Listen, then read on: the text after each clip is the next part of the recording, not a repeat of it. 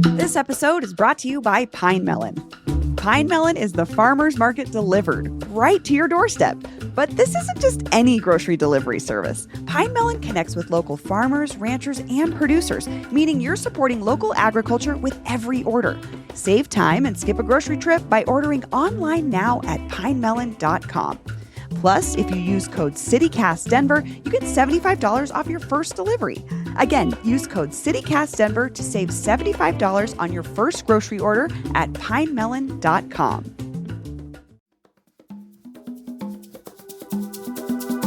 Today on CityCast Denver. For the second time in 2 years, DPS Superintendent Alex Moretto last week proposed to close or consolidate 10 schools. So we already know how this is going to go. Tearful parents, angry teachers, outraged communities. And on the other side, some very rational and understandable arguments about declining enrollment and how unfair funding can be when schools shrink. Alexis Manical-Harrigan is a former education policy advisor for Governors Hickenlooper and Polis, a new columnist for Board Hawk, and she's on to tell us what's different this time. Today is Thursday, November 14th. I'm Bree Davies, and here's what Denver's talking about.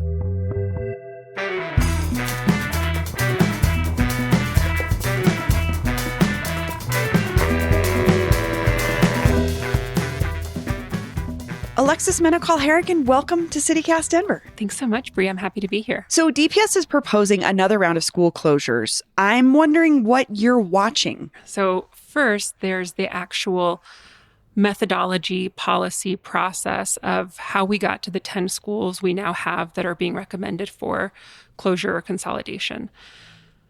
Independent, or maybe similar to that, we also have the politics around this. And I talked a little bit about that in my article with Board Hawk. The timing, the optics.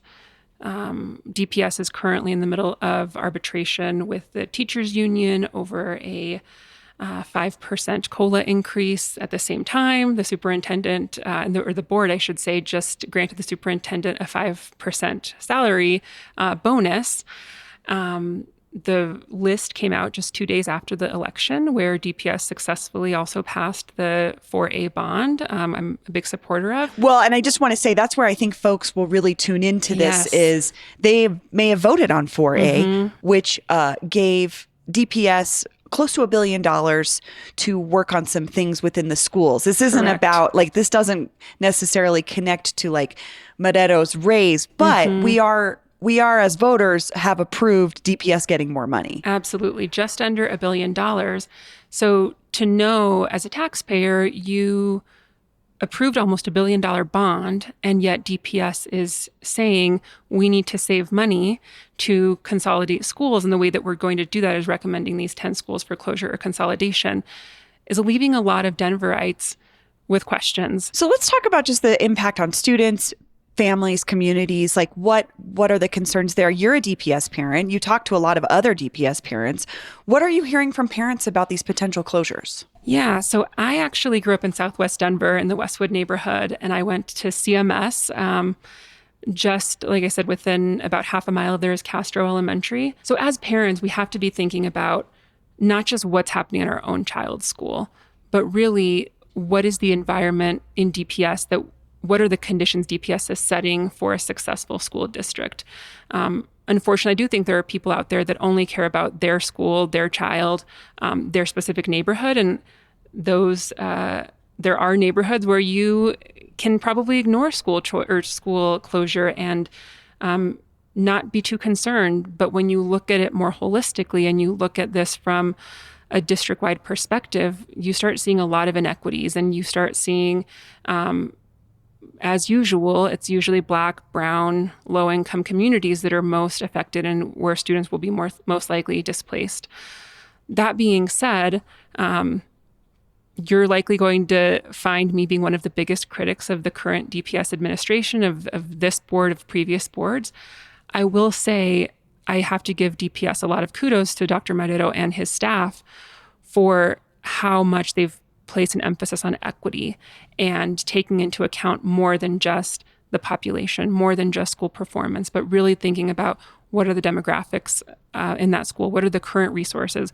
What are the resources that may be removed, such as English language services? So I'm pleasantly surprised that looking at the actual methodology that they've used to recommend these final 10 schools, that there was a really strong focus on equity. The equity question I want to get to, because I have to say, I don't want to say that all of these schools don't serve Black and brown students. However, looking at it, we've got, like you said, Castro in Westwood, Kunzmiller, I think also in Westwood. But also we've got some on the north side. We've got Palmer, which is in Mayfair. Mm-hmm. We've got a school serving the Capitol Hill area. Yep. There's actually quite a diverse when it comes to neighborhoods. Correct. So I don't want to say that's a good thing, but it makes me think, is this maybe the right approach? Because it is looking at the whole, we're not just impacting the neighborhoods that we know have been historically neglected. Let me say this. There's not always a perfect process. We know that 50% of these schools, so 5 of the 10 schools, are in Southwest Denver. I appreciate how the methodology has taken into consideration the racial, ethnic, and other demographic information of the school and the resources, which is why I am not happy by any means that there's any schools on this list, but the demographics that are reflected of these students actually very much mirrors the district demographics. And that, I think, is something you're seeing maybe for the first time. Is that it actually maybe is a little bit more even-handed. Correct. Than it's been previously. So something you wrote about a lot in your column are these recent stories from the Gazette about Madero spending lots of the district's money on an office renovation. And then there was this news you mentioned about the DPS board voting to give him a 5% raise. Clearly not a great look right now. Mm-hmm. But does this matter? Do those things matter to students and parents in the everyday situation for students? That's a great question. I think we have to recognize there's the politics, but then there's the policy itself. The politics on this are terrible for all of the reasons you just mentioned. And I think it gives parents, it gives taxpayers pause when they hear or when they just read the headlines or they just hear the soundbite of Madero got a 5% raise while teachers have been negotiating for a 5% COLA. That doesn't sound great. And that's actually pretty terrible messaging. And COLA's cost of living adjustment. Thank you. Yep, cost of living adjustment. When you see the nearly $1 billion bond, and then 2 days later saying we need to close these 10 schools in order to save $60 million, I don't think the average person realizes the nuance between what the bond is going towards and what $60 million will save, or $30 million, will save the district. I certainly think that Denverites care about schools, but the average person is not getting into the weeds on what's in a school bond versus what amount of money from a consolidation is going to go towards net savings versus reallocated back into schools. Yeah. So that's kind of my question then, is just like, should we care? Should we care? Yeah. Absolutely. We should care, because schools are the heart of so many communities. Beyond just being a place where students are educated, you often have community meetings held there. I'm a member of the Democratic Party, and a lot of Democratic Party meetings are held at schools. Been to a caucus or two at an elementary school. Absolutely. Like the number of times I've been to South High School's auditorium for different events. So when you start closing schools that are also seen as community centers, you should care, because where then are you gathering? Where are there public places for neighbors to gather, to have civic discourse, especially in light of our election? We need to have opportunities to talk to our neighbors face to face, as opposed to be having so many of these debates online. So that's something I certainly worry about. But also, again, an opportunity for Denver Public Schools to think about how can you repurpose these spaces, should they be closed, for community gathering to actually meet community needs. And there are certainly some parts of the city that I think are going to care more. I think Southwest Denver being one of them, the board member representing that neighborhood, Xochitl Gaitan, has a really difficult decision ahead of her. It's interesting that the school board, or that the staff is recommending the closures as a bundle, as opposed to voting them one-on-one. And in a lot of ways, I think that was actually a smart decision, because in some ways it depoliticizes the individual schools and it forces the school board to take a vote holistically as opposed to voting one by one. So will this be different than the last time we had the school closure conversation, where 10 schools were up for potential closure? After the community conversations, they ended up only closing 3. Mm-hmm. Is that not going to be able to happen with this vote? Will they have to close all the schools or none of the schools? So the recommendation is an all or nothing recommendation. It is. So they're recommending them as a bundled approach. What the school board, though, has the full right to do is vote against that bundle and then turn around and recommend piecemeal approach. I would anticipate that would get highly political, and I wouldn't be surprised if you see some of those schools being voted for and others not. And that's where I would envision, it's already happening, but even more so the lobbying, the community organizing by individual communities, families, is really taking place. And you're already seeing some incredible community groups who've been pushing back on this for many months. Movimiento Poder is a great one. If you're not following them, or your listeners, I would highly recommend listening to them. They're certainly probably the leading opposition group to closures. But I think, on the other hand, you're not going to see a ton of organizations standing up saying we support school closures. I don't think anybody does, but there are financial realities, there are resource constraints. So even I struggle with that. Like I said, I'm a huge critic of DPS, especially the current leadership. However, I have to give them kudos. The process of how they've come up with the methodology, the equity component, how they've really been thinking about how to cluster schools. It's one of the best processes I've seen in many, many years in DPS. I could see someone saying then, like, oh man, this is going to hurt in the short term, but in the long term, it sounds like DPS has a plan. Mm-hmm. I think they do. And people have to think about what is that number? What is the cost to displace over 1,000 students and subsequently their families? And I don't know if that cost is 30 million, if that cost is 10 million, if it's 100 million, or is there even a cost associated with that? How do you quantify what displacing students and families means? What is that worth? And somebody at DPS, much smarter than I am, is having to make that calculus, and board members are having to make the political calculus.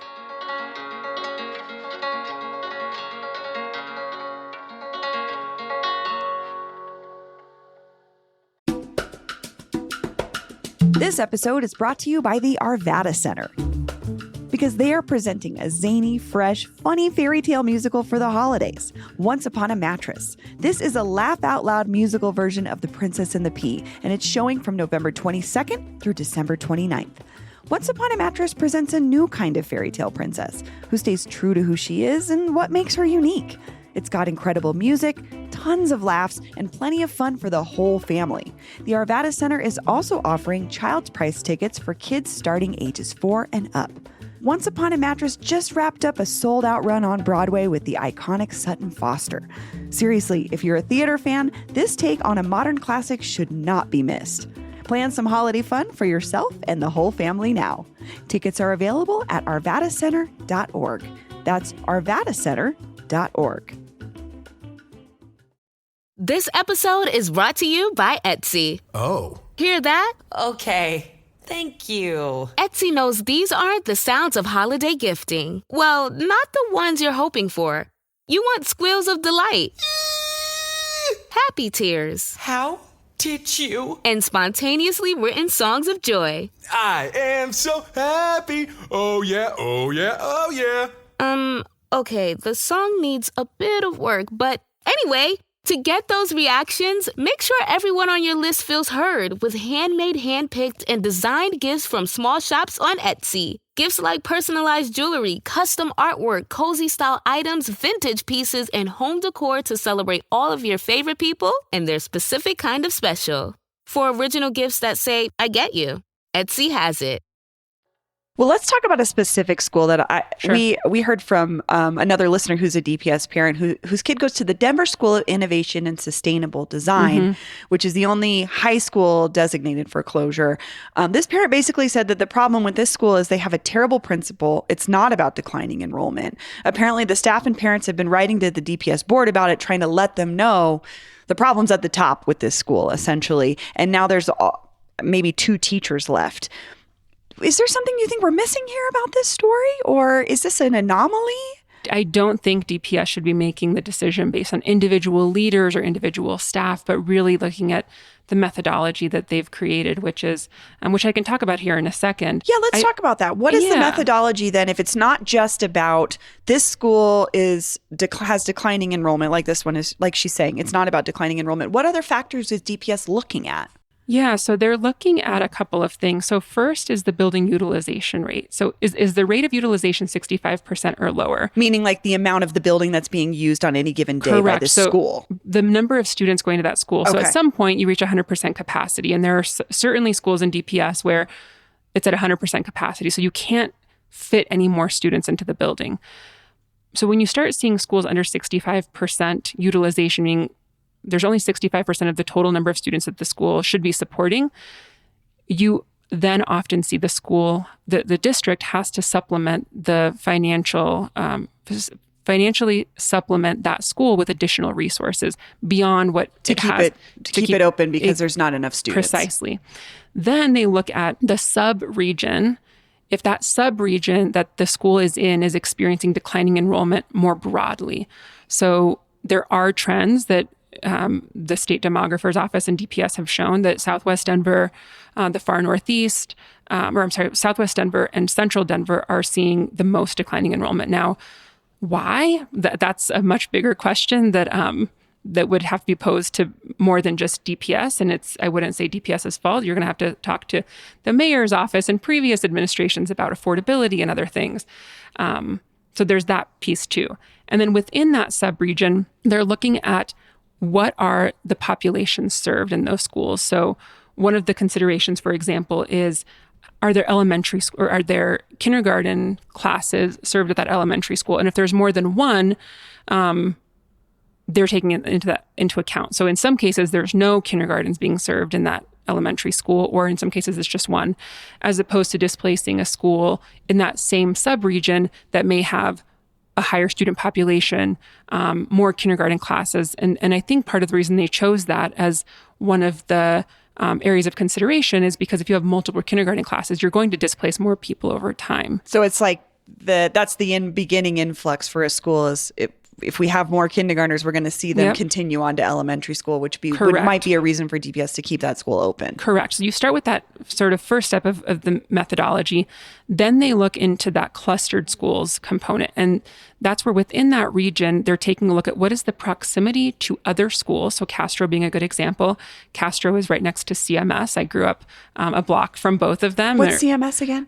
Charles M. Shank Elementary School. Okay. It's a dual language school. Actually, that's actually where I went to elementary school once upon a time, many, many years ago.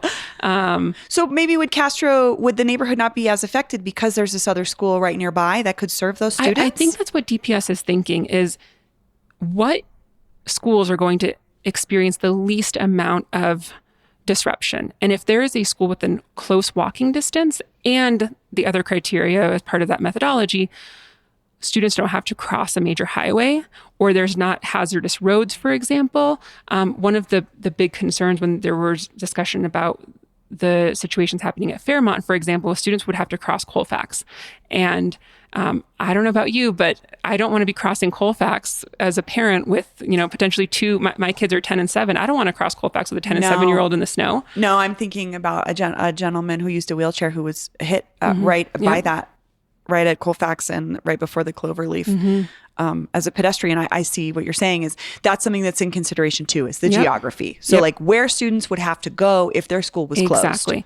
So once you take those first two steps within the methodology, that narrows down significantly the number of schools across the district.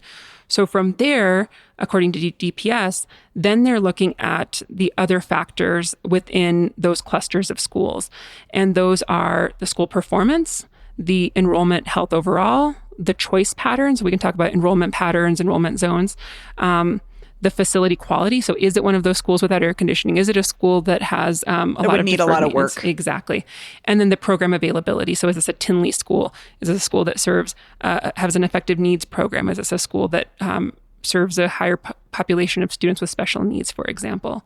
And so once they have all of those, then DPS essentially compares all of the schools in that region based on those criteria that I had just mentioned, and looks at the school that essentially falls to the bottom of the list. So with the Southwest cluster, number one, it has a utilization rate overall of 64%. And they compare the following elementary schools in this cluster. It's Castro, CMS, Denison, Force, Johnson, Rocky Mountain Prep Southwest, and Knapp. And then they look at the following criteria. Is the building space being utilized? So this is where that utilization rate of 65% comes in. What's the current enrollment, K-5? Are there more than one classroom of students in kindergarten? And then are the neighbors choosing this school? So the families in that neighborhood, are they choosing in or are they choosing out? So in Denver, you have school choice where you can put your top 3 schools you want your kid to go to, and they may not be the whole point is you can send your kid anywhere in the city if there's maybe a school that fits what fits what your kid is more interested in or what helps. And the hard part of that is a lot of parents choose smaller schools because they feel like they're individualized getting yes, exactly. Focus. They're getting more attention. They feel like there's less bullying. They feel like there's more of that individualized attention. To your point, so with those things and then also the school performance or the SPF. So how the school is actually doing academically. Before we go, I'm thinking where we're at with this right now. The board is set to vote on the list of 10 schools on November 21st. Yep. We know last year they pushed back on Moreto, and DPS only closed 3. So what advice would you give to parents out there hoping to save their school? Oh, that's a great question. Well, first is make sure you attend the community meetings. And this is, again, where the politics, I have a really big issue with this. We only have 2 weeks between when the school Not list, a lot of time. Exactly, when the school list was shared and when the board is voting on this. So this week, as we're sitting here today, there's meetings happening right now in DPS where parents are being invited to come and provide public comment at their schools. Now, the public comment is 1 hour. The board members are not allowed to engage, or I should say will not be engaging. You're encouraged to talk to board members before and after the meeting, but public comment is limited to 1 hour and you have 2 minutes to speak. Oh, goodness. So if you are a parent of a child going to one of these schools, you have 2 minutes to make your case. I find that highly problematic. Then you have other community engagement meetings, which are open to more than just the parents, where community members can come in. Melanie Asmar, actually from Chalkbeat, just released an article yesterday talking about the first set of meetings that took place. And the quote she put in the article is, "It's heartbreaking, parents." And then the other piece to consider is, this is only 2 weeks we're talking about. You would expect the superintendent to be at every one of these meetings, but he's out of town. He's MIA. So he's not available. I think the other thing you're kind of saying too is they kind of just sprung this right before the election. I would say most parents don't have the ability to change their schedules up to make it to one of these meetings. To be fair, DPS is trying to provide morning, afternoon, and evening meetings. Movimiento Poder did a great job of breaking down all those meetings. So they're still available, but I can see only where... in person. So don't forget that is from an accessibility standpoint too, DPS doesn't allow public comment, regular or otherwise, to be virtual. So you have to go in person. Okay. So if you can and you want to save the school in your neighborhood, look at one of these meetings, whether you're a parent or even just a community member. So that's best thing you can do right now, maybe as a parent, is share your experience. And it's not just to share if you are pushing back on the closure, but if you're a community member or a parent and just want the district to hear your perspective, maybe you actually are supportive of the policy, but are concerned about the way in which the policy has been rolled out or the community engagement. And that's really where I fall is nobody wants to close schools. However, given affordable housing, given declining enrollment and lack of resources, unfortunately, it's a difficult decision that school board members are going to have to make. It'll be really interesting to see who votes yes and who votes no. But the way that the district has done community engagement, the way that they've rolled this out, the timing of it, the optics of it, leave a lot to be desired. Well, we'll be watching this for Absolutely. sure. Alexis, thank you so much. Thanks, Bree. Thanks for having me. If you want to make your voice heard on the proposed school closures, DPS is hosting a public comment session at the board's meeting on November 18th, just 3 days before they're set to vote on the proposal. We'll put a link to learn more in the show notes.